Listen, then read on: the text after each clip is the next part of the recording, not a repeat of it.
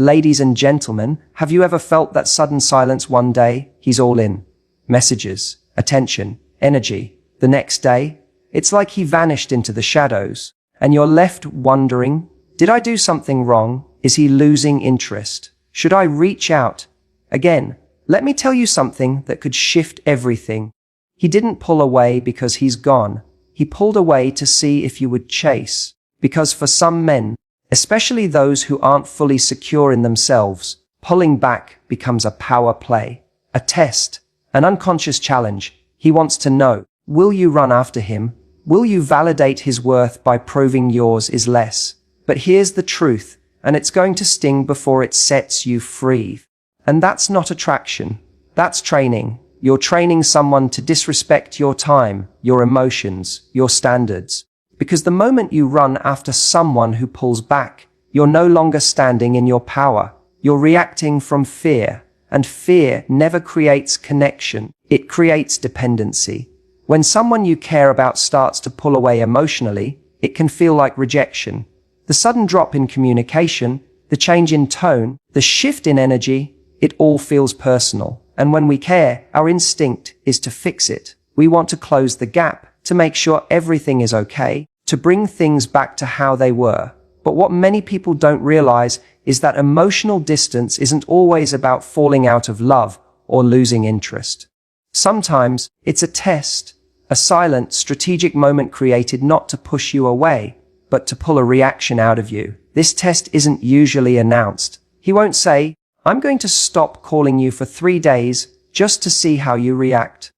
But emotionally, that's exactly what he's doing. He wants to see what version of you emerges in his absence. Do you start panicking? Do you over-text, over-apologize, or try to overcompensate? Or do you remain calm, grounded, and unshaken in your value? That gap he creates, it's designed to provoke a pattern, to see whether you'll chase or whether you'll choose self-respect. This is where emotional intelligence meets emotional endurance, because reacting immediately when someone creates distance is easy. It's the emotional equivalent of flinching when something startles you.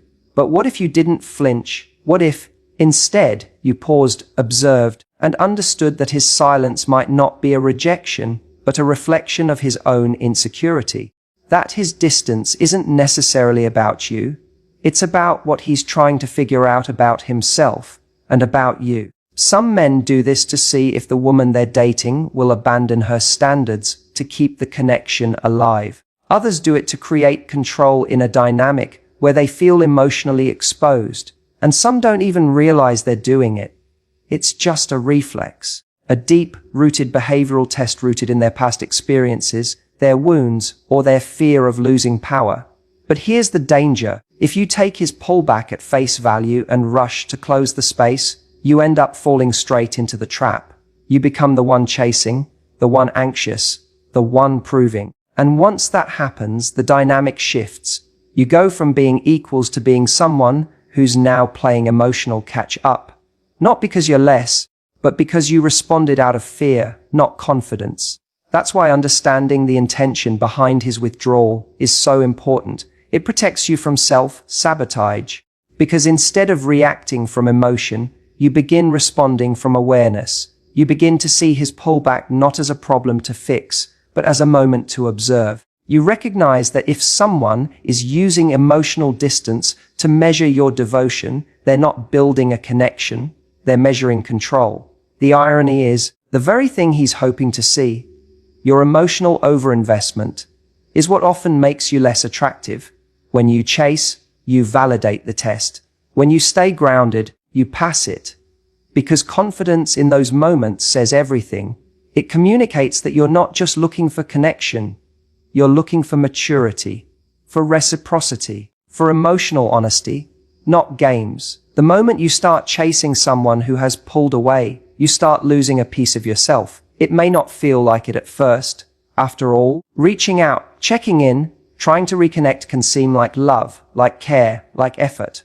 But underneath those actions, especially when they come from fear or anxiety, there's often a quiet betrayal of your own self-worth. Because chasing isn't about connection, it's about desperation. It's about needing validation that someone still wants you, still sees you, still chooses you. And that need is what makes it dangerous. When a person pulls back and you instinctively move toward them to close the emotional gap, what you're really saying is, your distance matters more than my peace.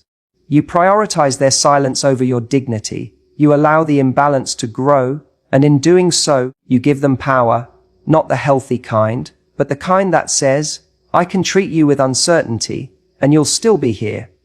Every time you chase, you communicate something about your standards. You tell them that even when they withdraw, you'll show up. Even when they offer inconsistency, you'll offer effort. Even when they stop giving, you'll keep pouring. And the more you do that, the more you flip the dynamic of the relationship. Suddenly, they're the prize and you're the pursuer. Not because they're more valuable, but because you've decided that their attention is worth compromising your own emotional safety for. There's a difference between showing someone you care and abandoning yourself to keep them. When you chase, you slowly chip away at the foundation of self-respect that healthy love requires. Because self-respect isn't just a concept, it's a boundary. It's the quiet strength that says, I can love you deeply, but I won't chase you when you walk away. It's the confidence that allows you to say, if you need space, take it, but I won't fill it with over-explaining or over-giving just to keep you close. The hardest part is that chasing often doesn't feel like a loss of dignity in the moment. It feels like trying, it feels like caring, it feels like holding on, but later, when the dust settles, when the silence stretches, when the person doesn't come back the way you hoped, they don't just see you as someone who cared. They see you as someone who needed them more than they valued themselves. The truth is, chasing doesn't pull people back in. If anything, it pushes them further away. Why? Because it tells them they don't have to meet you halfway, that you'll come all the way on your own. And once that dynamic is established, it's incredibly hard to reset. The more you chase, the more the other person learns they can retreat whenever they want and still keep your loyalty. You deserve more than to be someone's emotional safety net. You deserve to be with someone who doesn't make you question where you stand. Someone who doesn't need to test your love by disappearing. Someone who doesn't require you to abandon your pride just to stay close. Holding back from chasing when every part of you wants to reach out isn't easy. But it's powerful. It sends a message, not just to them, but to yourself, that your peace is not for sale and your self-respect is non-negotiable. When someone pulls away from you, your first instinct might be to speak up, to reach out, to fill the silence with explanations, questions, or declarations of care. But what most people don't realize is that sometimes the most powerful response isn't more words, it's silence. And not the kind of silence that's cold or passive-aggressive, but the kind that's grounded, intentional, and full of quiet strength. Because when someone creates distance, your stillness can communicate far more than any text, call, or desperate effort ever could. In that moment of silence, they begin to notice something. The pattern they expected, you rushing in, you trying harder, you over-explaining, doesn't come. Instead, there's space. And in that space, they start to hear their own thoughts more clearly. They start to wonder why you haven't reacted the way others might. And that wondering, that's where your power is. When you remain silent after someone pulls away, what you're really saying is, I'm not here to beg for clarity. I'm not here to convince you of my value. I'm here if you want something real, but I won't chase after confusion. That energy is rare, and people feel it. The truth is, words lose their weight when they're used to compensate for someone else's emotional absence. The more you speak into the silence, the more you teach someone that they can step back and still expect you to step forward. But when you stay quiet, when you allow their distance to exist without filling it, you shift the entire dynamic. This kind of silence is not weakness. It's restraint. It's wisdom. It's the understanding that if you have to run after someone just to keep their attention, then you're not actually being loved. You're being tolerated. And love isn't about constant pursuit. It's about mutual presence, about two people choosing each other, not one person always reaching while the other retreats. People often think their words will fix the distance, that if they just say the right thing, they'll get the old version of that person back. But real connections aren't built on fixing someone's pullbacks with effort. They're built when two people show up without needing to be chased or convinced. And sometimes, the only way someone truly sees your value is when you stop trying to prove it. There's a shift that happens when you choose silence over reaction. The emotional energy they once took for granted disappears. The attention they expected from you doesn't arrive, and they're left with the very thing they tried to create: distance. But instead of it being a power play, it becomes a mirror that shows them exactly what life feels like without your presence, without your words, without your emotional investment. And in many cases, that silence speaks louder than anything else. Because what silence really says is, I've said all I need to say through how I show up. If that's not enough, I'm not going to beg you to see it. It reminds them that your energy is a privilege, not a guarantee. It creates space for them to reflect, to feel, and, if they truly care, to return on their own terms. Not everyone will respond the way you want when you hold your silence. Some will stay gone, some will stay distant, but that silence will always protect your dignity. It will always remind you that you don't have to overcompensate for someone else's emotional confusion. You are allowed to pause, breathe, and let the silence speak for you. Because when someone matters, they will find their way through the silence and not expect you to always break it. When someone you care about pulls away, the natural response is to chase. You want to know what went wrong. You want reassurance. You want to fix the disconnection before it grows. But here's the truth that many overlook. Emotionally secure people don't chase uncertainty. They don't try to control the outcome of something they didn't break. They understand that their value doesn't increase by proving it to someone who's unsure. An emotionally secure person knows their worth, and that self-assurance shapes their response to emotional withdrawal. They don't panic when someone goes quiet. They don't beg for love, and they don't shrink themselves to make the other person more comfortable. Instead, they pause, they observe, and they allow space to reveal the truth. That kind of strength isn't built overnight. It comes from learning that your value doesn't come from being chosen. It comes from choosing yourself, especially when others hesitate to. Chasing someone who's unsure is exhausting. It puts your emotional well-being in someone else's hands. And no matter how much effort you pour in, it never feels like enough. Because you're not responding to love, you're responding to emotional instability. And when you try to find safety in someone who keeps pulling away, you're setting yourself up to be anxious, confused, and resentful. That's not love, that's self-abandonment. Emotionally secure people don't abandon themselves. They know that if someone needs space, they can give it, without internalizing it as rejection. They don't spiral into self-doubt. Instead, they stay grounded in the truth someone else's distance doesn't diminish their worth. They don't take it personally. They don't start chasing breadcrumbs. They trust that if someone values the connection, that person will make the effort to return and reconnect. And if they don't, that silence becomes clarity. The strength of emotional security lies in not needing to chase what is unclear. It's in standing firm in your truth, even when someone else is unsure of theirs. It's the quiet confidence that says, if you pull away, I won't follow. I'll give you the space you need, and I'll use that space to focus on me. That's not arrogance. That's emotional maturity. Because maturity isn't about holding everything together. It's about knowing when to let go and when to wait without fear. Insecure people often mistake chasing for love. They believe that the harder they try, the more likely they are to win someone back. But love isn't something you earn by chasing. Real love is mutual. It's balanced. And it doesn't require you to prove your worth by losing your peace. Emotionally secure people understand this. They don't chase because they don't fear the outcome. They trust that what is meant for them won't need to be chased. It will naturally stay close. It will lean in, not pull away. There's power in being the one who can sit in uncertainty without losing your balance. It means you're no longer operating from fear. You're not trying to rescue the connection, and you're not desperate for answers.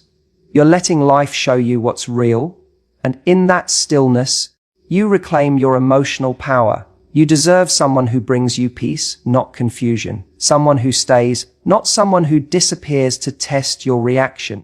Emotional security is not about never feeling hurt. It's about not letting that hurt dictate how you show up for yourself. It's knowing that you can feel the absence and still not abandon your own presence. That's where your power is. Not in chasing love, but in standing still long enough to see who truly values yours. When someone creates distance, the most revealing thing you can do is nothing. Not because you don't care, but because your stillness allows the truth to come to the surface. You see, when someone pulls away, most people panic. They rush to close the gap. They send the text, make the call, try to fix what feels broken. But when you step back and allow space to breathe, you give that person the opportunity to show you what they really want. You stop carrying the entire emotional weight of the connection, and you start letting their actions, or lack of them, tell the story. The truth is, if someone genuinely values you, distance won't be used as a tool to control you.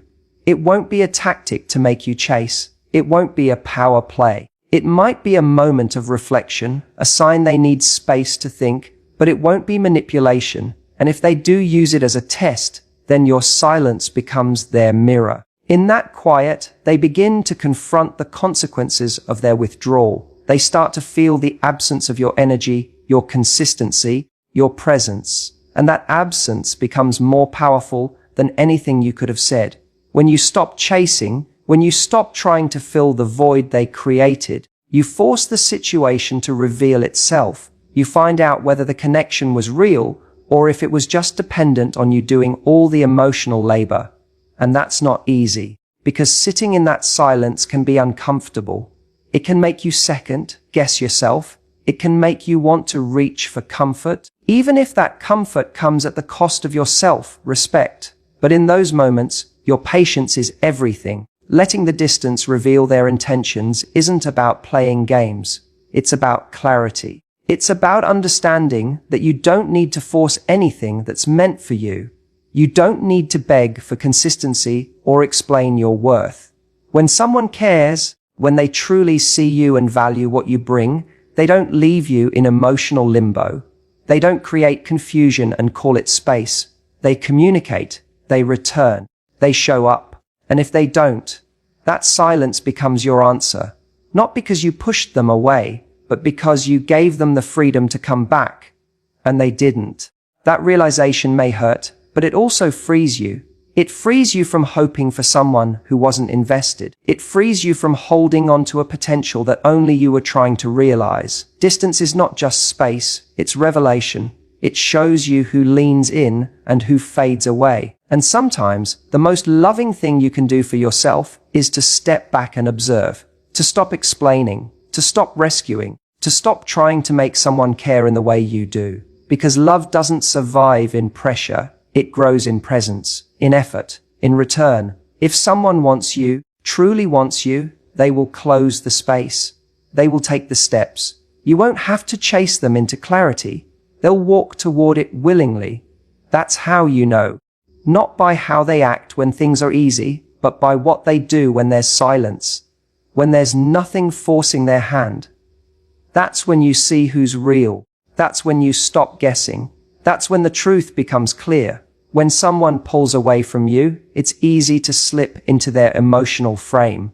Suddenly, you're playing by their rules. You're responding to their withdrawal, their silence, their confusion. You're no longer leading with your truth.